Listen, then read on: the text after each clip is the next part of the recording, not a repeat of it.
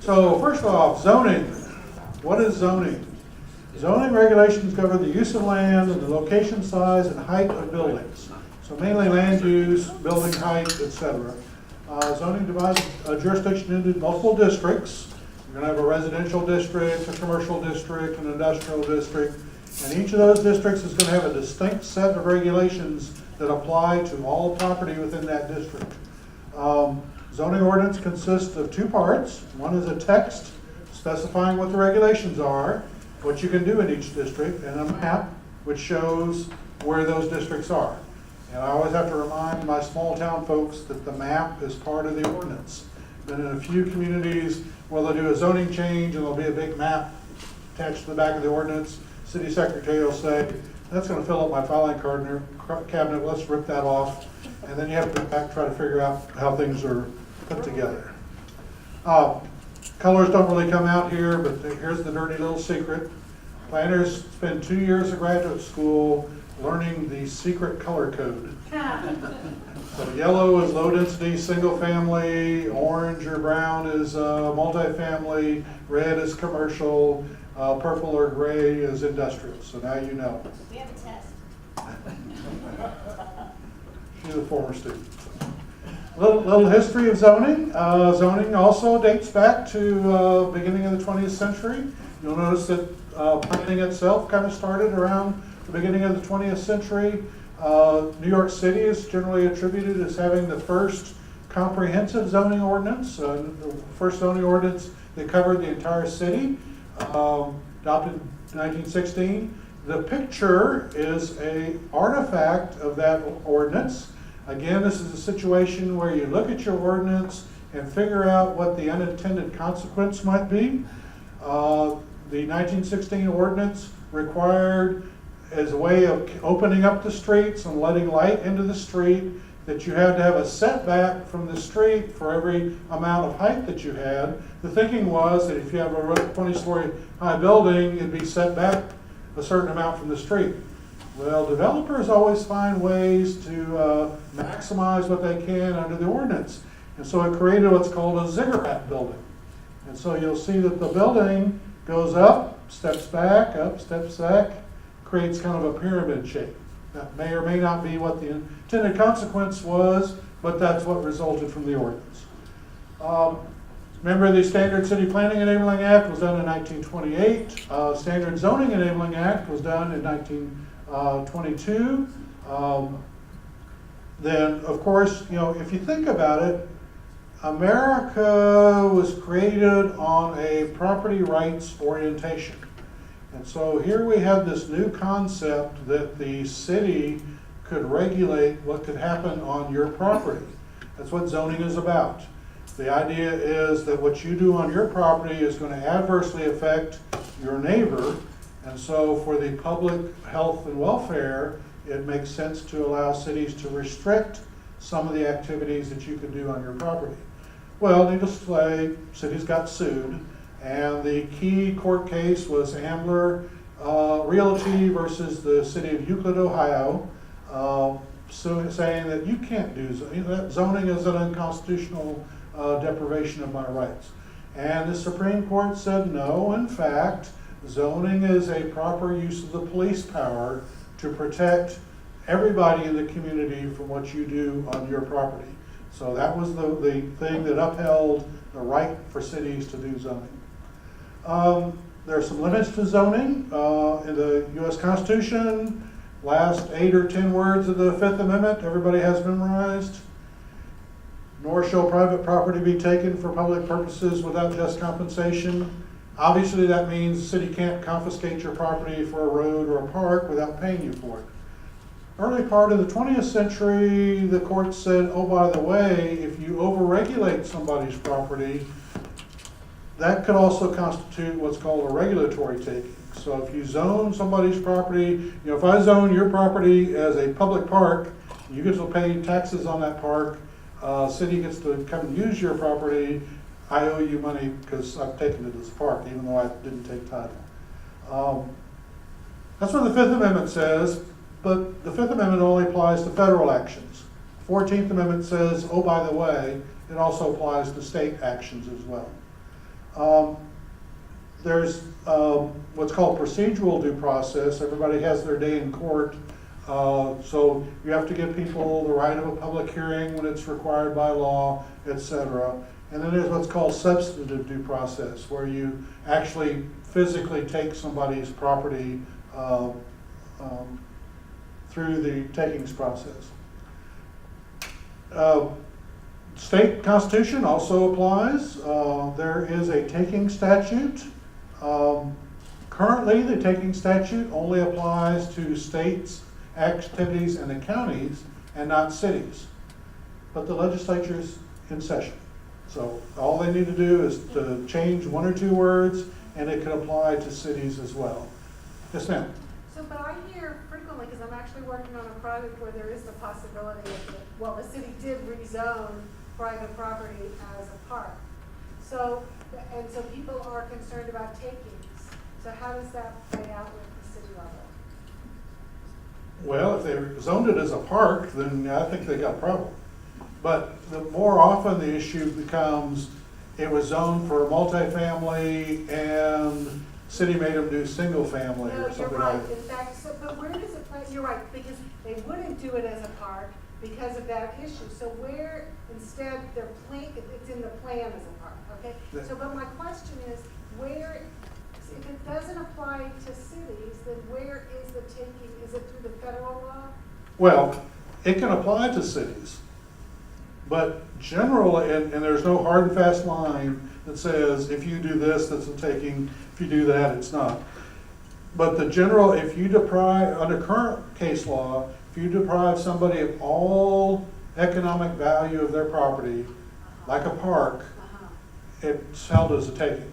Under current law, if you allow them to build a house or two houses, it's not a taking.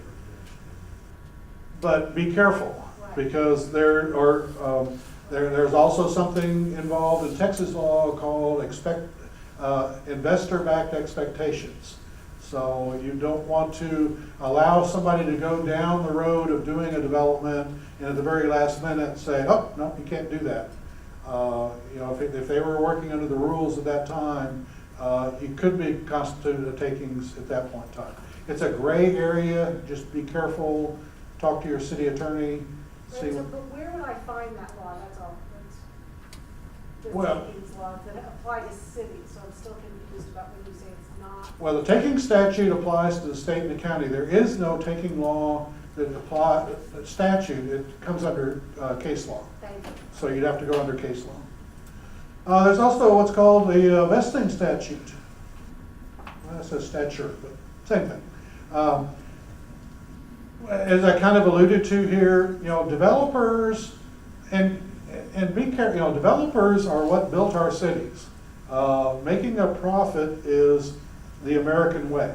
So, but what developers really don't like is when they look at a piece of property, they do their due diligence, look at what you can and can't do on the property, what the cost is, they pencil it out, and they say, oh yeah, I can make money at this particular density, at this approach. And then they go all the way through the process and the city says, oh, no, we don't like that, we're gonna change it and cut the density in half. And they lose, you know, that's the one thing developers really don't like.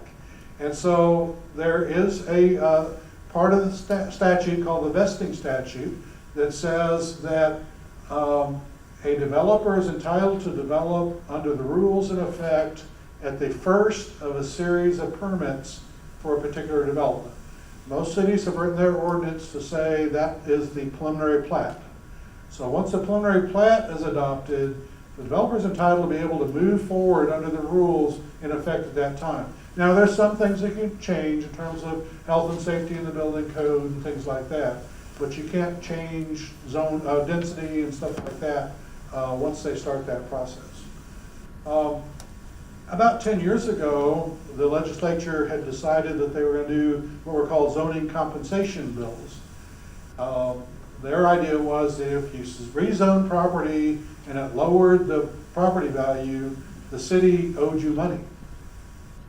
And we said, well, now wait a second, because the concept is that zoning is a property right. I would argue that zoning is a development regulation, but there are some people who argue that zoning is a property right. and if you take away my right, i.e. the value, then the city ought to owe you money. They conveniently leave out the fact that when you rezone property to increase the value of the property, they don't have to pay the city for that. Anyway, those kinds of issues have kind of gone away, but the current attitude in legislature now is preemption. That they tend to want to preempt local government control. This year it's trees. I could very easily see in the future that they may decide that zoning is something that is not uniform and is an unrealistic taking of property, and the legislature is going to fix things by taking away zoning. Normally I would say that's beyond the realm, but not anymore. So, yes, sir. I just came over. Can you push the button on your mic? Yeah. There it is. I just recently came over from Glendale, Arizona. Was employed with that city. Arizona State has the same law that you're talking about right now, it's Proposition 207, where if a city did any zoning action that caused any potential loss, that the city would have to compensate. So it exists in the United States, and it could very well come to Texas. There is a group called ALEC, the American Legislative Exchange Council, I believe, that develops conservative policy positions, ordinances and stuff like that. And then they trade, you'll see a lot of states considering similar type approaches. Arizona does some, Kansas ends up doing some, Texas ends up doing some, and then other states say, well, look, Arizona's doing it, so why can't we? So just enough on the politics. Sorry, can I ask one more question about the density? Sure. So if they go through a preliminary plat with the underlying zoning, and then they decide to go for a planned development, do the rights of that underlying zoning still apply? Well, probably if the plan development is based on the underlying zoning, So that's what they would still have the right to base it on? Yeah. Unless your ordinance was such that if they came back with a substantially different development proposal, that triggered a new process.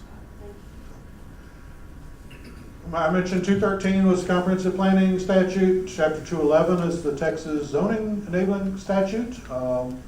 It talks about purposes being health, safety, and morals. I'm always intrigued by the morals issue. To protect historical, cultural, and architectural areas. Jurisdiction in Texas for zoning is your city limits only. You cannot extend zoning outside your city limits. When we get to subdivision, you'll see that's different there. As we mentioned, you can regulate private property through zoning, but they realize that there's going to be a problem that when you take zoning and apply it to an imperfect world, there's going to be a few cases where the application of zoning regulations may in fact deprive somebody of all of their economic value. So they created this safety valve called the Zoning Board of Adjustment. And so the Zoning Board of Adjustment is empowered to grant variances to the ordinance to allow to have a reasonable use of your property. Not your all desired use, but so that you can get some economic benefit out of your property. We'll talk a little bit more about that a little bit later. Zoning ordinance is going to have a text and a map, we mentioned. It's going to have a purpose statement. It's going to be fairly long. Talk about what you regulate, uses, density, height, setbacks, building bulk. Building bulk is the size of the building. May have other regulations like parking, landscaping, architectural, and then a process to amend the ordinance. If you think about it, you only adopt zoning once. And thereafter, all you're doing is amending. You're amending either the text or you're amending the map. Most commonly, you're amending the map. So, relationship to the comprehensive plan, which comes first, planning or zoning? It's a trick question. In theory, you would do your plan of what your future land uses would be. Then you would do your zoning to kind of get you to move toward that longer land use plan. In reality, most cities adopted zoning before they adopted their comprehensive plan, but that's just historical artifact. Relationship to subdivision regulation. Zoning regulates the use and density, but doesn't regulate lot layout, street layout, infrastructure, etc. But they interrelate with each other.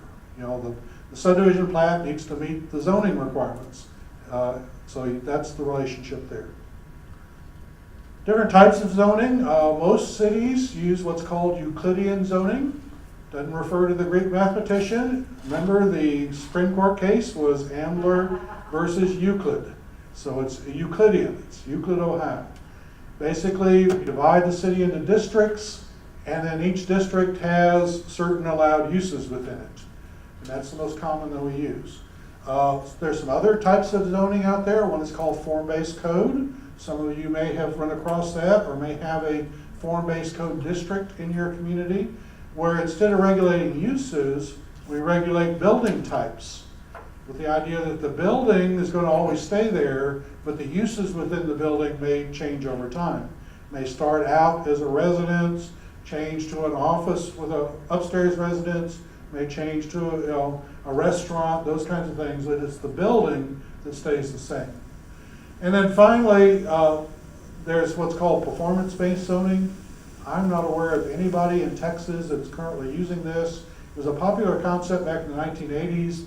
The idea is that you don't have a map for where the uses are, but you have a set of performance standards so that you could have a gas station, and as long as you had performance standards in terms of its buffering and stuff like that, it could be anywhere in town. But think of the administrative nightmare of trying to figure out what goes where when you don't know what's going where.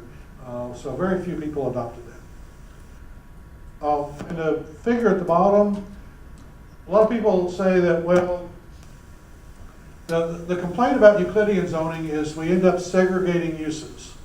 And so we got a residential area, we got our shopping area, we got our work area. And is it any surprise that traffic, vehicle miles traveled is increasing at 3 times the rate of population growth? Separated everything, you gotta drive 3 places. And that's just we certainly don't want apartments next to a single family or, industrial next to residential, so we separate everything out. The new urbanists with form-based code say, no, that's all wrong. We need to integrate those into mixed-use areas. So people can walk and interact more. Some people say, well, that's more easy to do. But form-based codes are just as complicated, if not more complicated, than a traditional Euclidean. They have zoning, it's called what's called the transect, and that's what you see here, various transect zones going from the downtown urban area to the rural area, and they each have different standards. And then you have a bunch of architectural or building form related, streetscape related regulations that apply. In the regulations, you're going to look at permitted uses, heights, lot size, dimensions, setbacks, parking, etc. A lot of cities have all the allowed uses just listed out in their ordinance. You page after page of you can do this and you can do that in a particular district. Look at your ordinance, and if you're still referring to drive-in theaters, for that matter, if you're looking at video rental stores, if you're looking for servants' quarters, you might want to update your ordinance. A lot of cities are now trying to simplify that by going to a matrix where you have districts and uses, and so you can kind of quickly skim and find out where a particular use or what kinds of uses could be allowed in a particular area. It may have height regulations. It might be a uniform height. Residential might be 2.5 stories, 35 feet, everywhere within the district. Other districts, you might want to vary that height depending on its adjacency to residential. So here's a situation where the height actually goes up the further away you get from the single family house. Some ordinances have what are called cumulative ordinances, where if you're in single family residential, all you can have is single family. If you're in multifamily, you can have multifamily, but you can also have single family. If you're in commercial, you could have commercial, multifamily, and single family. You get down to industrial, you can basically do anything because it's all cumulative. A lot of downtown metropolitan area, the downtowns were zoned industrial because 100 years ago, that's where the industry was downtown. And because it was a cumulative ordinance, you could end up with mixed uses. Along about the 1980s, we decided that was too much of a mess, because what we didn't like was the fact that there'd be an industrial area and someone would go out and build a single-family house in it and then complain about all the industry that's around it. So they started breaking that out so that it became more non-cumulative. So that single family, you could do single family, multifamily, you could do multifamily and single family, but in commercial, you couldn't do any residential. And then lo and behold, we started working at mixed uses, and then realized that our ordinances didn't allow mixed uses because we outlawed it. And so cities have kind of gone back now and created mixed use districts to be able to allow mixing of different uses. You're going to look at lot setbacks and be careful that different lots, on the orientation, you could argue about where the setback applied. If you're in a cul-de-sac lot, do you measure the building line back, or do you have to go back a certain ways, et cetera? So somewhere in your ordinance, you're probably going to try to address all of that. Some kind of special zoning regs. One is called an overlay district. You might have an underlying district, say residential and commercial, but for some reason, like an airport or a hospital or a historic area, you might want to add some additional regulations on top of that. So they overlay the base district. So this is a case where the Naval Air Station in Fort Worth is up here, so there's some noise contours. And so you have the underlying single family, but there's also some additional regulations that also apply related to the noise from the airport. Landscaping, more and more cities are incorporating landscaping. There's two basic approaches. One is to just take a percentage of the lot and say, 20% of the lot has to be landscaped, or 50% of the lot has to have canopy tree coverage on it. Or you might look at individual buffer yards. We talk about buffering from one use to another, so that a single family abutting a commercial is going to have one type of buffer yard, including plantings and fences, etc. And then don't forget the parking lot. Make sure that there's trees in the parking lot. We are in Texas, and a big sea of parking with no shade is rather uncomfortable sometimes. And then also some landscaping in and around the building as well. Sign regulations. Businesses have a right to be seen. You can't take away their visibility. But having said that, you can regulate the location, size, and height of the sign to maximize traffic safety and aesthetics. Those are two valid reasons to regulate signs. You can regulate the area and height, setbacks, illumination, and animation. There are some limitations to sign regulations. The best sign regulation is content neutral. Be careful if you have different standards for different kinds of signs. Ask yourself, why would a real estate sign be allowed to be one size and a commercial sign be a different size? Best thing is to be content neutral. There are some political speech regulations, so that you have to allow people to express political speech. You can't take all that away from them as well. You can regulate off-premise advertising more than on-premise. In fact, if you wanted, you could prohibit all off-premise advertising. That's the way you might want to deal with billboards, etc. And then my recommendation is that you prohibit all signs on public property, but you can't allow them. So there's cities that do allow signs on public rights-of-way to city standards. Town of Hutto down in central Texas, they have signs in there right away with little directional signs to various businesses in town. So that's one approach. Architectural standards, a couple of different approaches. One is to specify a specific style and actually have a pattern book. City of Grand Prairie used to require buildings located near the horse track to be in Spanish colonial style. So that's how you ended up with a Spanish colonial gas station and a Spanish colonial car dealership. That makes sense in certain places. Round Rock, Georgetown have specific patterns that they require. Most cities use just a prohibition against certain materials, certain colors, facade articulation. In other words, it's not just a big flat panel across the front, that it goes in and out and up and down across the roof line, entryway treatments, ornamentation, etc. And in the old days, a lot of people fought that, and Walmart was the worst. But Walmart has dealt with it enough around the country that they actually have about a dozen different styles, and one of their styles will probably meet your ordinance. So stick to your guns. Parking regulations, usually a requirement to provide off-street parking as part of the development. But one of the Gattis laws of planning is that Americans find a good idea and then exaggerate it to the point where it's no longer a good idea. Off-street parking requirements is one of those. The original idea was, if everybody parked in the street, there wasn't a way to park anywhere. So we require now parking to satisfy 1 day a year. Now make sure there's enough parking to satisfy the Friday after Thanksgiving. And all the rest of the year, the parking lot's half empty. And we need to find a happy medium there.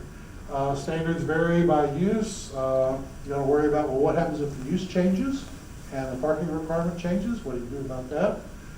So be flexible in terms of people having shared parking, those kinds of things. A lot of cities now are considering maximum parking requirements. Yeah, you have to have a minimum number of spaces, but you can't have more than X number. Or if you go above X number, they've got to be made out of grasscrete or something like that. It's a little bit softer to the environment as opposed to just a sea of concrete. Not as big an issue now, but there was a time when regulating sexually oriented businesses was a big issue. SOPs are protected by the Constitution. Nude dancing is a freedom of expression issue, so you cannot outlaw them outright, but you can regulate their location. Some cities tend to congregate them. The city of Boston used to put everything within a 2-block area. It was called the combat zone. Most cities do the dispersal approach, where you have to be 1,000 foot from a house, 1,000 foot from a park, or a school, or a hospital, and also 1,000 foot from each other, which minimize the number. Two things you had to do before you adopted that ordinance. One is you had to find that such businesses were adversely affect property values. Good news is you could use on other people's studies. And it turned out that Cincinnati and Fort Worth and Dallas all had pretty good, Austin had pretty good studies to show, yes, in fact, litter goes up, property values go down, crime goes up, etc. Second thing is that you had to show that there is at least somewhere in town where you could legitimately build one of these businesses at the time you adopt the ordinance. And it can't be in the bottom of the floodplain or on the side of a hill. It had to be a legitimate place, often in an industrial area. And then after you adopt the ordinance, if a house or a church goes in to that location and there's no more place to go, that's not your problem anymore. You just had to show at the time you adopted. These ordinances have been on the books for about 20 years. Doesn't seem to be a big problem. I will note the city of Kennedale just recently got rid of their last SOB. They used to be a whole bunch of them down there, and over time they have gradually gotten rid of them, and they got rid of their last one. Historic preservation, lots of different approaches to that. You might have a landmarks commission or some other body that looks at historic properties and how you treat those as part of the regulatory process. Planned unit developments. A planned unit development is like a mini zoning district in a specific piece of property. So you might have a residential district with a set of regulations. You might have a PUD with its own set of regulations that applies to a specific piece of property. Often PUDs are tied also to a site plan. Here in Texas, we do a lot of hybrid. We have an underlying base zoning district with a PD suffix. So there's an extra set of regulations or different regulations that apply within that PD. On your zoning map, you need to make sure that you identify which ordinance applies to which PD, so you know what to regulate in one area and what's another.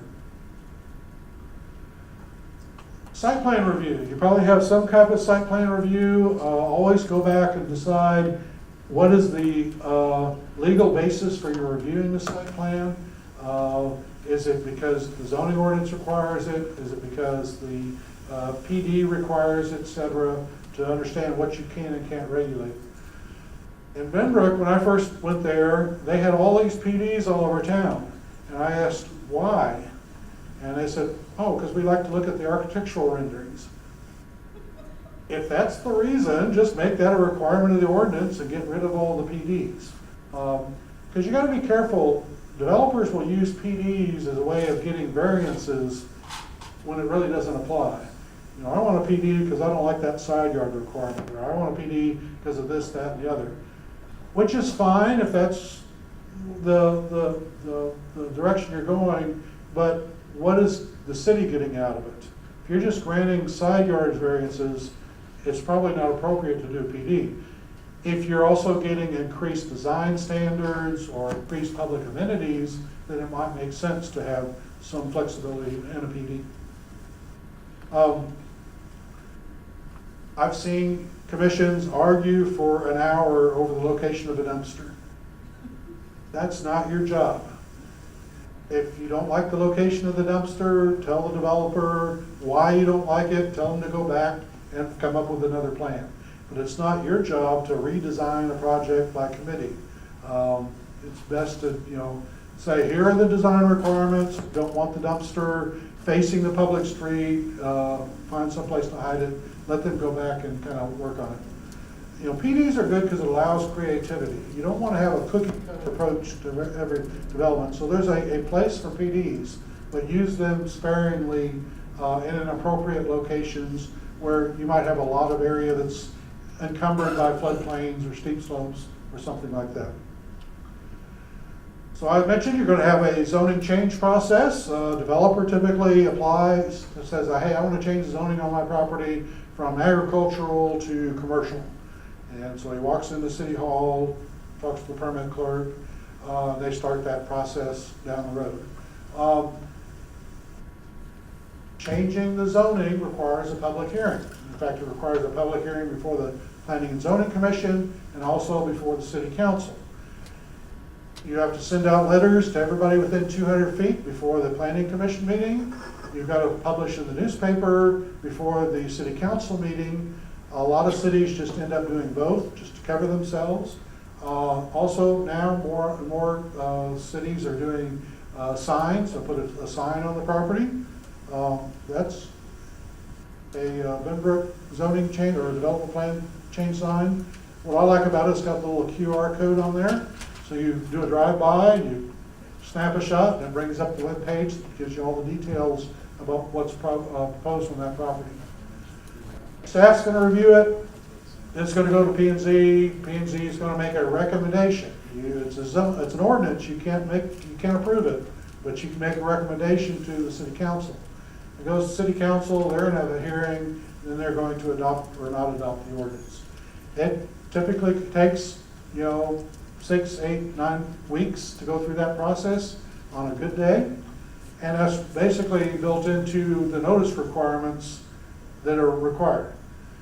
Now, the good news is that there is no time limit. I mean, you can take as much time as you want because nobody is entitled to a zoning change.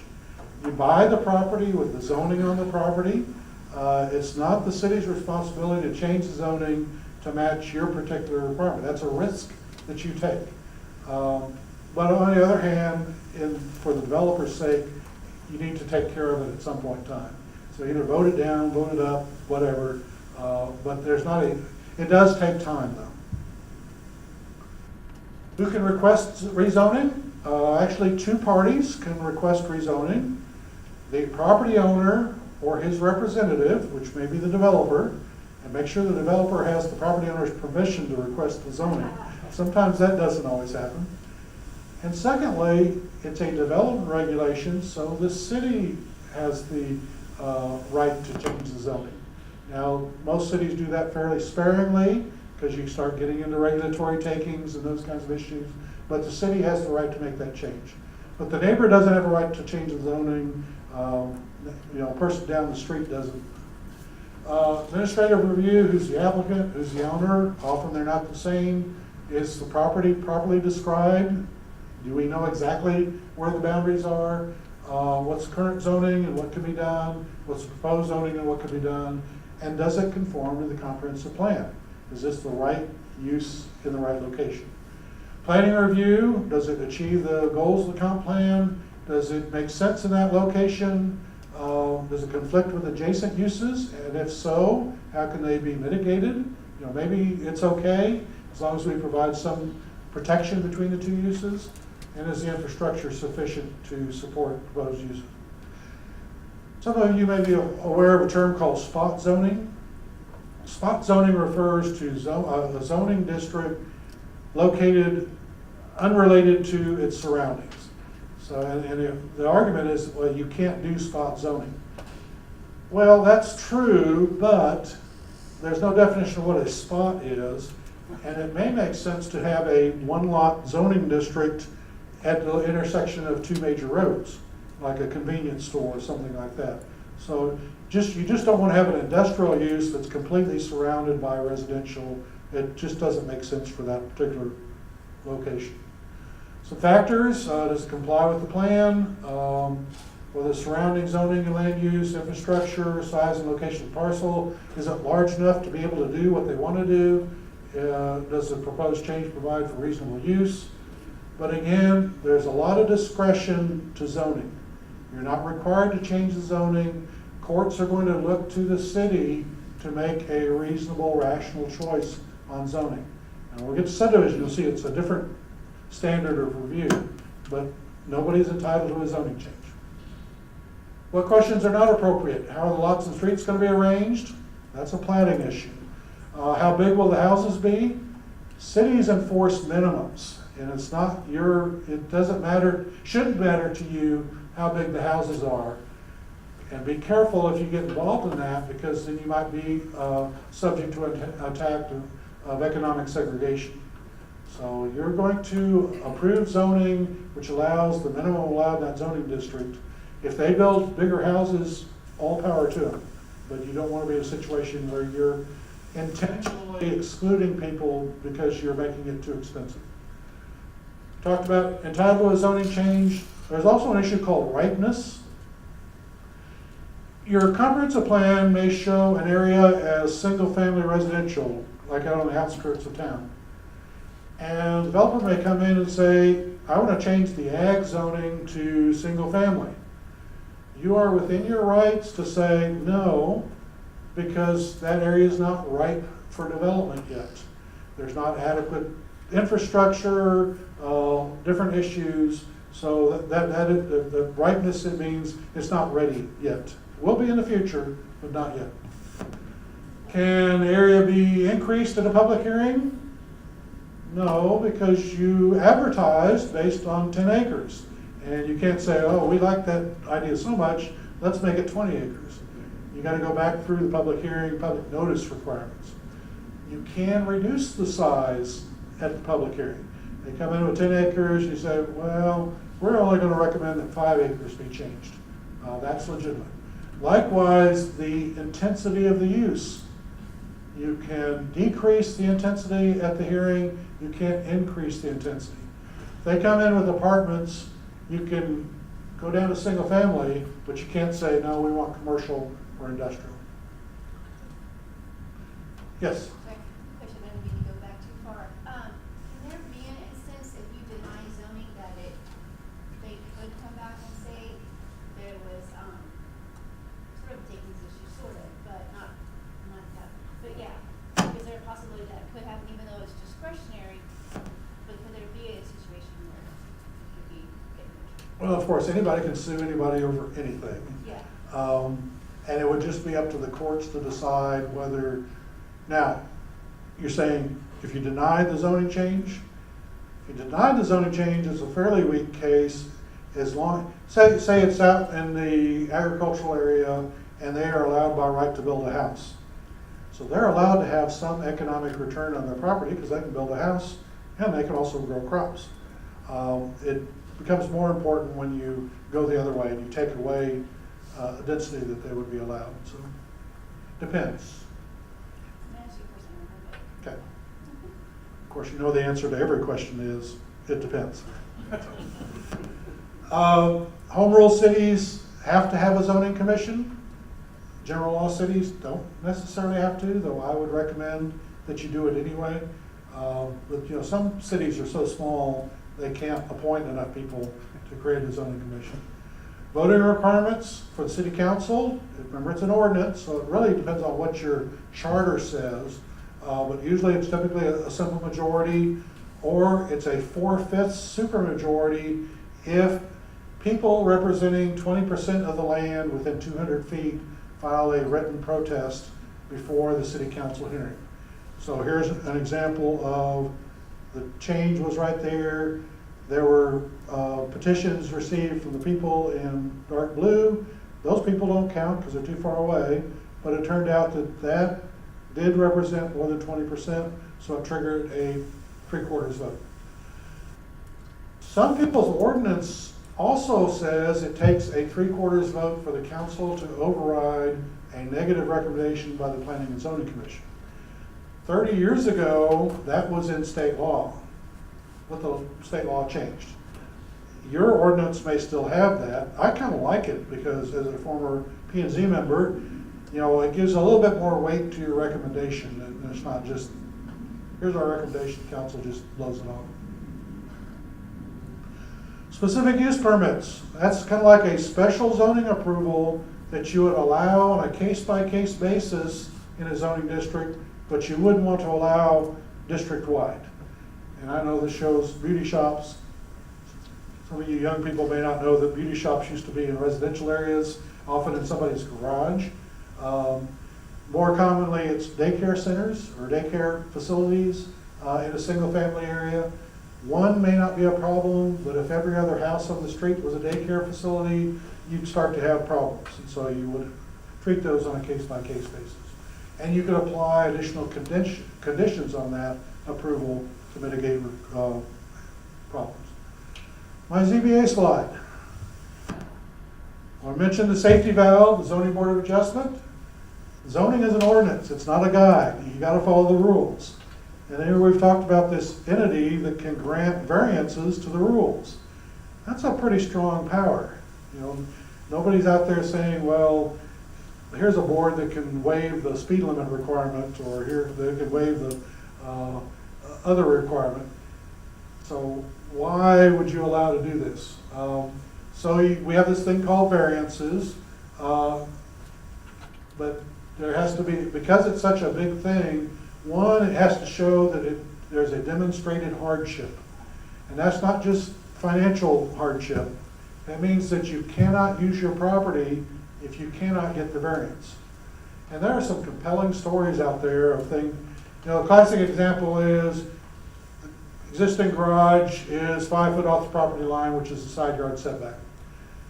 Family has a handicapped child, so they got one of these vans with the flip out thing. So they want to expand their wall out to the property line, encroach, they need a variance. You know, it's hard to say no, but the answer is no. Because it's unique to the person in the property, not the property itself.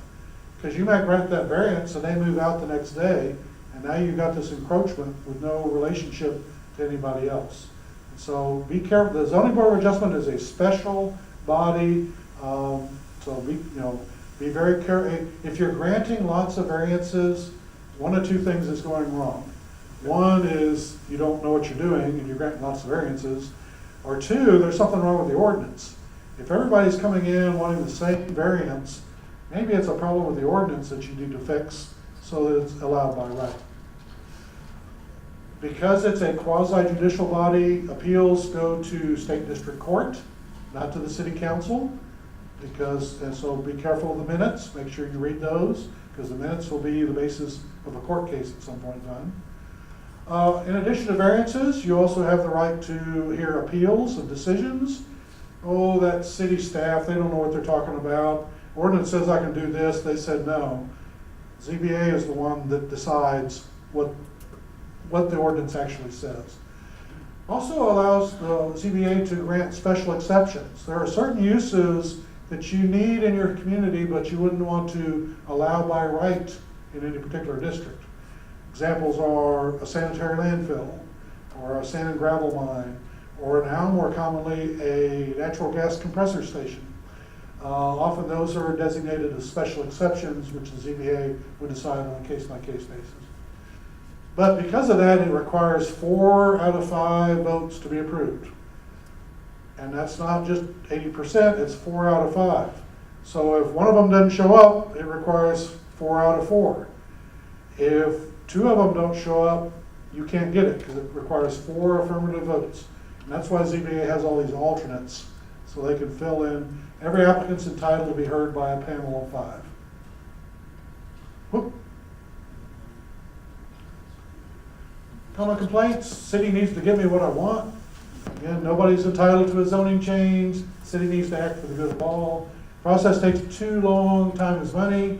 Again, most of that is in the hearing requirements. No other city makes us do that. Yeah, standards vary, but in most cases, most of the standards are pretty common to each other. And one of the nice things about situations like this, you get to meet your colleagues in other cities, and you can pick up the phone and say, hey, do you really require that? And sometimes the developer will say, well, you know. Having said that, simply because you zone something for a piece of property doesn't mean the developer is obligated to do it. If the market's not there, it's not going to happen, and you're going to end up with a vacant field. So again, that's that trade-off between city regulation and market forces. Question? Do you have any suggestions of reading material that a member of the Board of Adjustment should read to better educate ourselves about this process? Any suggestions? Well, a couple of things come to mind. One is there is a book from APA Press. I want to say it's the job of the zoning official or something like that. And even though it sounds like it's really about the zoning commission, it's really more about the zoning board of adjustment. If you go to the planning.org, which is the national APA website, and go to the bookstore and then search for board of adjustment or something like that, it'll bring up some options there.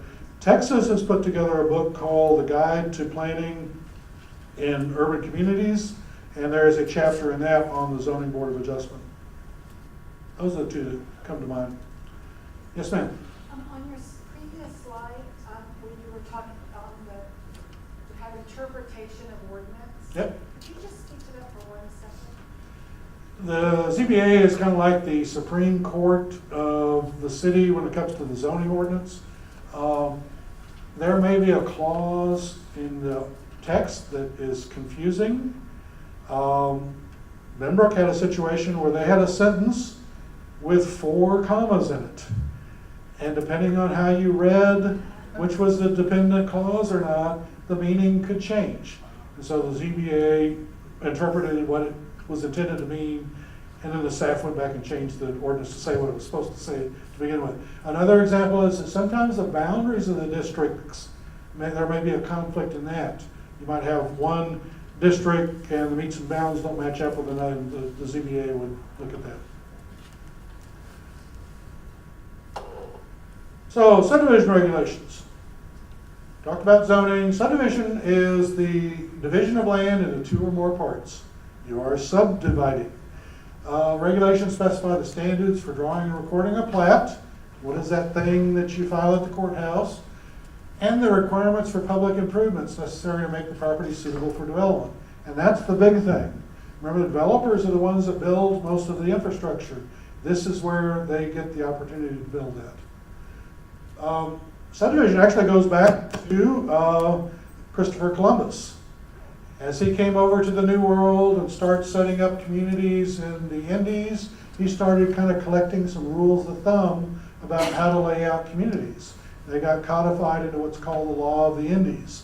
So if you go to any Latin American city, you will typically find a central plaza or square. On one side will be a church, usually a Catholic church, and there would be the governor's mansion. There would be a grid system around that. That all comes from the Law of the Indies. It goes back to Prince Philip of Spain. And so you see a lot of that in how cities were developed. Pierre L'Enfant was hired to do the plan for Washington DC when they decided to move it from New York. So he laid out a grid system intersected by diagonals going from the hills of the town.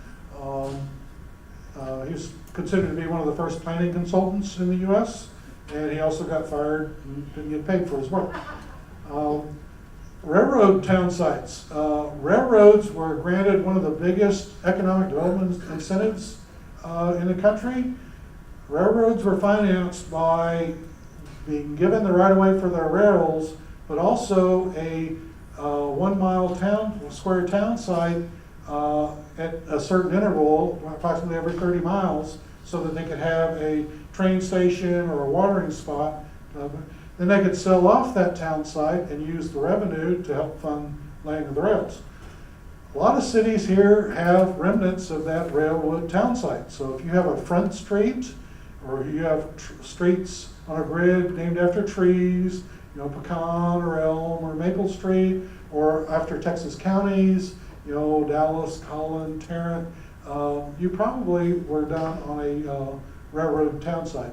I used to do a little consulting up in Argyle, and they have one of those. It actually gets to the ZBA because railroads, house lots were typically 25 feet by 100 feet or 25 feet. That's where the term shotgun house came to be, because they were long, narrow house lots. Argyle, in its wisdom, had 50-foot wide lots, but they chose to have 25-foot side yard requirements. That would have been a taking, because there would have been no place to build a house and so that they could grant variances on side yards to allow that. New Jersey had one of the first planning ordinances, as well as Los Angeles, Cincinnati. We mentioned the Standard City Planning Enabling Act. Chapter 212, so we had 211 was zoning, 213 was comp planning, 212 is the subdivision statute. Purposes, relations to the comp plan. Jurisdiction. You can extend your subdivision ordinance into your extraterritorial jurisdiction. The theory is you're ultimately going to annex that area, so you want all the infrastructure built to your standards, because you're going to annex it and then take over ownership. Now, legislature may prohibit you from annexing in the future. It'd be interesting to see how that works. But that's where you have this, so you end up with a problem. You have an area that's going to be residential. You can regulate the plat, but you have no zoning requirements. So how big are the lots? And most cities, if it's out in the ETJ, will use public health standards for like septic tanks or water wells or those kinds of standards to get around that. Is a plat required? Actually, the statute allows you the discretion to decide whether you're going to require a plat. I would argue that you ought to plat everything, because that helps kind of clean up the property records. But you could decide, no, in this case, we'll let you subdivide your property without benefit of a plat.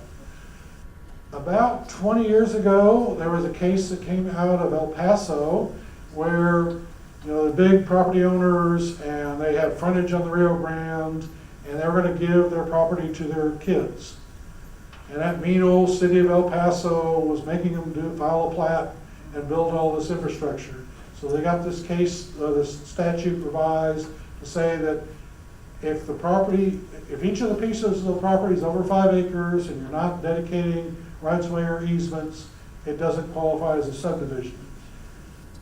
But think about it, how big is a Walmart site? It's usually more than 5 acres. You want those platted.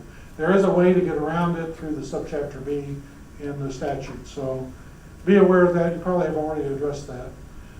You can have different standards for major subdivisions and minor subdivisions. Major subdivision, you may want to go through a preliminary plat, the final plat, and all that process. A minor subdivision, you may say, hey, let's just go straight to final plat. We don't care. And you can actually have some minor plats are actually approved by staff. Statute allows that.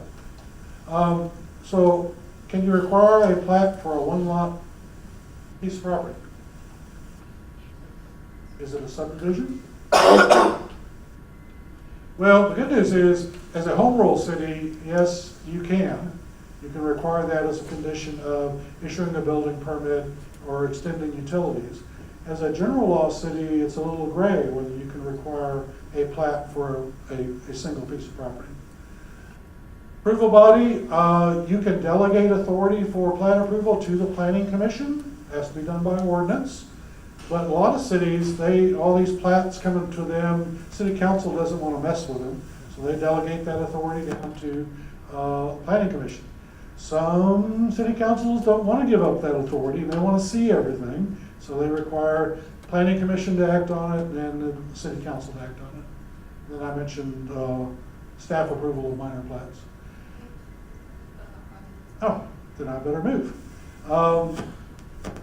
Zoning is discretionary, platting is a ministerial act. If it meets your requirements, you have to approve it. You don't have discretion. So if you're going to turn a plat down, make sure you find something in your ordinance that it doesn't comply with. Other thing is, lots of ordinances in the subdivision talked about variances. I would change that to waivers and exceptions because that confuses variances for zoning, because there's different standards for those. Lots of different kinds of plat, replats, application process. This is a chance that you get to let everybody review it. This is the time when you can require easements to be dedicated at no cost because it is a condition of developing the property. If you wait until after the plat is filed, somebody needs an easement, they have the opportunity to buy it at fair market value. So the idea is to make sure everybody gets what they need at the platting process. You have a final plat. Because it is a ministerial act, there's what's called the 30-day clock. You can't kill a plat by not acting on it. The statute says that on the 31st day, if you have not acted on it, the developer has the right to take it to the courthouse and file it himself. So you want to make sure that you act on it within 30 days or turn off the clock by saying, we're missing something or we need additional information. Now, the vast majority of the time, developers want to work with the city and it's not going to be a problem, but you all know there's a few developers out there that might use this to kind of sneak one in on you, so just be careful. Somewhere on the plat's going to be this dedication statement that says, now therefore I, Joe Developer, hereby dedicate to the public now and forever all the rights of way and easements shown on this plat. That's the point where that property actually gets transferred to the city.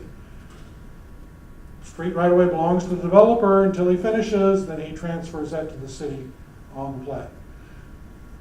Most developers, though, are not going to build the infrastructure before he files the plat. In fact, what he wants to do is he wants to file the plat to borrow money against and use the plat as collateral. So in that case, you want to make sure you have financial assurance to make sure that you have money in place so that if he doesn't complete the project for whatever reason, the city has the means to do that. Plat's kind of easy. Do checklists because there's a long laundry list of various things that you've got to do. Be looking for lot configuration, make sure it's got adequate size. There is a triangular lot, 50 foot wide, 120 foot on each pie shaped.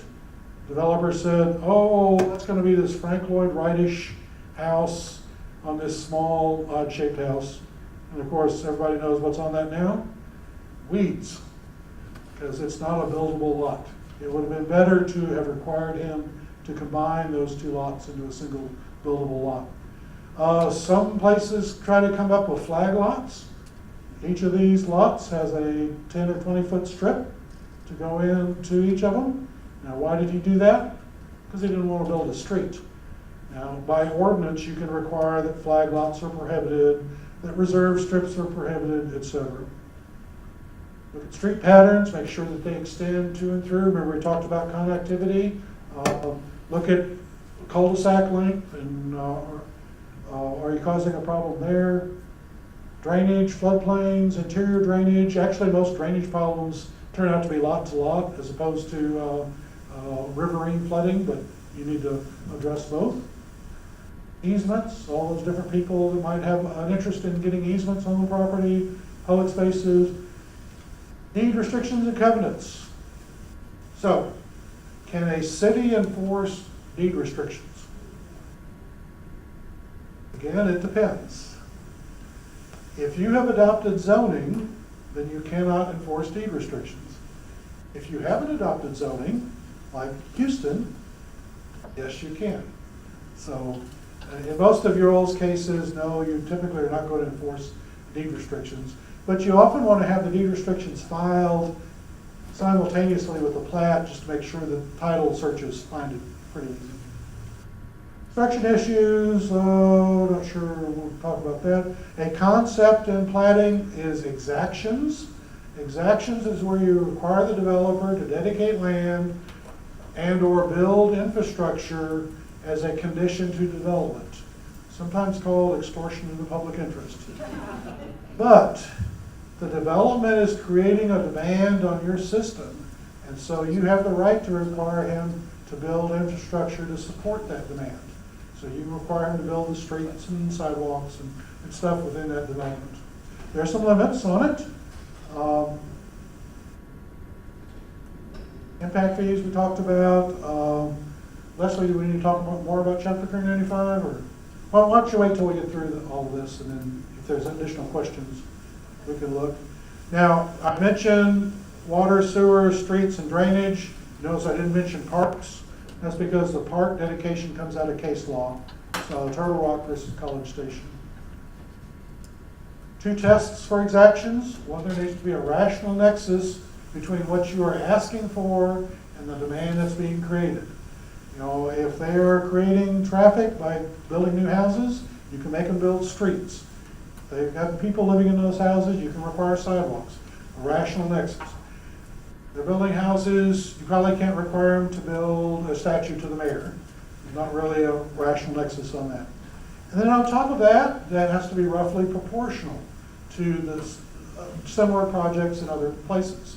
So if there's 4 houses being built, they're building approximately the same amount of infrastructure as 4 houses somewhere else. Now where that comes up a lot is in perimeter streets.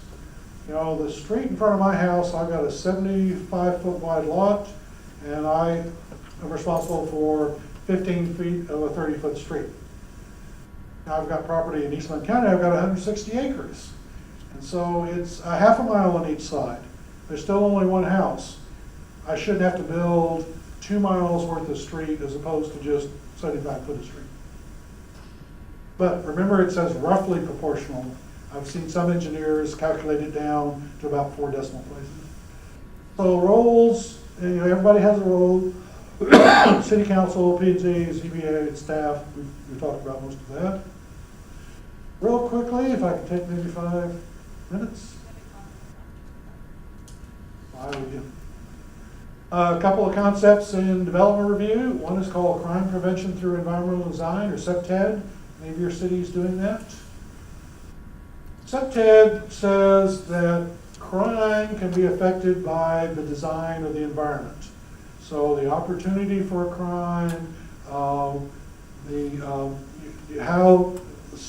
places are laid out can affect how a crime can occur. So, and the 2 things are Jane Jacobs, which some of you may have heard of, was a sociologist in New York that wrote a lot on how the city interacts, how people interact with each other. And Oscar Newman wrote a big book on defensible space, looking at public housing projects. They built these big, massive apartment blocks, and they all had narrow, dark hallways inside, and they wondered why there was crime occurring. Well, it's because people were getting waylaid as they walked down the hallway. They redesigned different ways you can reduce that amount of crime. So you look at natural surveillance, access control, territorial behavior to help minimize that crime. Typically it involves sending a development review through the police department, their crime prevention officer, who will work with your planning department to kind of review their concerns. Just don't let the police get too overzealous about what they want. New urbanism you probably heard about. That's where the form-based codes come out of. The idea if you design the building and the street, it can solve most of the problems. First really major project was Seaside, Florida. Y'all ever seen The Truman Show? That's where it was set in Seaside, that environment of bringing houses up close to the street, having little picket fences out front, that's your territorial areas, covered patios on the front. There are a few projects that are starting to pop up in the Dallas-Fort Worth area in Texas. It's kind of interesting to see how that's all going to come out. Again, it's based on a transect or a different type of zoning. Part of the idea is looking at human scale streets. People downtown Manhattan, 30-story building on either side, it feels like you're in a canyon and you don't always feel comfortable walking there. Same thing occurs out in the suburban area where the buildings are set back 100 feet from the road, and you got this big arterial running next to you. Try walking along that sidewalk. Well, it turns out there's kind of a sweet spot when the height of the buildings is about 1/2 to 1 of the street width. So a lot of the new urbanists kind of look at this as how they design theirs. GIS is getting pretty common these days. Most cities use some form of that. More and more cities are using visioning software, SketchUp, or those kinds of things to kind of visualize what the project's going to look like. Smart growth's becoming more common, though not as much in Texas, though there are a few ideas. The Domain in Austin, anybody been down to the Domain? It's a lifestyle shopping center. It has residential and commercial kind of fit in together. It's a mall, but it brings residential into it. Regionally, smart growth is used for growth management purposes. Portland, Oregon famously has the urban growth boundaries. The farmer, he sees his farm as his 401k. That's what he's going to retire on. So if you tell him that you can't develop, he's kind of screwed. So they've come up with a concept called transfer of development rights. If he's allowed to build X number of units on that, well, he could send that rights to a receiving unit in exchange for preserving that through a conservation or an agricultural easement. And here, in fact, is a hard and fast UGB line, where that guy had the right to develop a certain density, but he sold that right, so he's been compensated, so he gets his money out of his property, whether his kids take over or not. Again, Portland and Texas. A couple examples. We have the Vision North Texas. Some of you may have been involved with that, where they sat around and if 4 million more people are going to come to the Metroplex, where are we going to put them? So they played with Legos and tried to decide how to allocate that. Flowerman has an adequate public facilities ordinance where they regulate development based on the availability of infrastructure. Austin has done some things for better or for worse. Sustainable development, it's not just environmental, it's also economic and equity issues. And then more and more the environmental, I got to put in my I swim slide. Runoff is an issue, and it's not just the water, it's what's in the water. So an approach is to do some regional detention or just on-site detention to reduce the flood that comes off, as well as kind of capture some of the sediment that's in that. Better site planning. Two developments on the same piece of property. There are more houses on this property, but actually the net profit is higher on this one because he's built less streets. He's not have to spend infrastructure on others. And it turns out that you can sell the lots that abut a natural area by 20 to 30% more. So you actually get more per lot. LEED, you may have heard about, Leadership in Energy and Environmental Design. Commonly on buildings, there's been some experimentation on developments, but it doesn't really apply a lot in Texas. Traffic calming. A freeway lane is about 12 foot wide, and it's designed for people to go 70 plus miles an hour. A residential street It's 30 foot wide, divide in half, that's 15 foot wide. People will drive as fast as they feel comfortable, so it's no surprise that you often get speeding. With lots of different tricks in terms of bringing in the sides, changing the texture, requiring some movements to do that. And my last slide, complete streets is becoming more and more important. Your city may have a complete streets policy. The idea is the streets are more than just for automobiles, and we need to be designing them for bicycles and pedestrians, transit, etc. So those are just, that's kind of the baseline, that's your basis for planning and development review. And I think you're going to have a chance to kind of try that out this afternoon. So, Does anybody have one burning question that they want to ask? We had some really good questions during the presentation. Okay, and I plan to bring around all day, so okay, ask me later. great. Thank you, Dave, so much.